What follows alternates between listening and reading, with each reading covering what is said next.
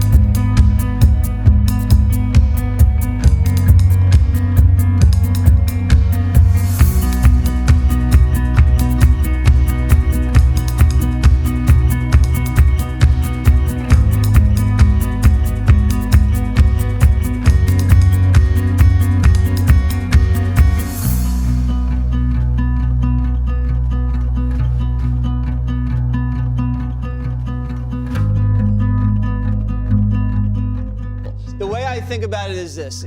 Democrats are like a race car driver in NASCAR. You know when the team car has logos slapped all over them? Yeah. That's what the Democratic Party is. They have Twitter logo, they have Bank of China logo, they're driving around. The big logo on the hood of the car is the teachers union. Yes. It was the teachers union that concocted this artificial or arbitrary 3% positivity rate where they have to shut everything down.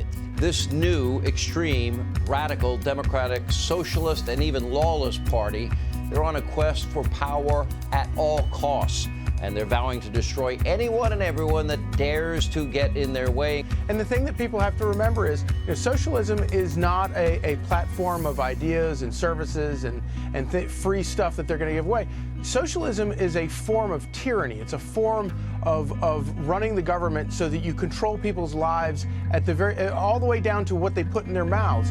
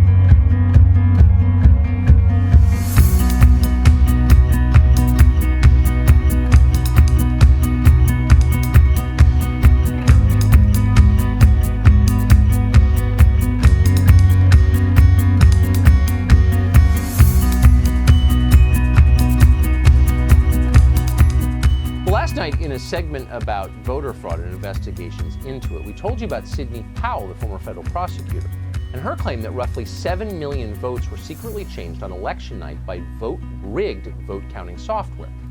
Well, in the last 24 hours since we did that, we've heard from a lot of people about that segment, including people in the White House and people close to the president.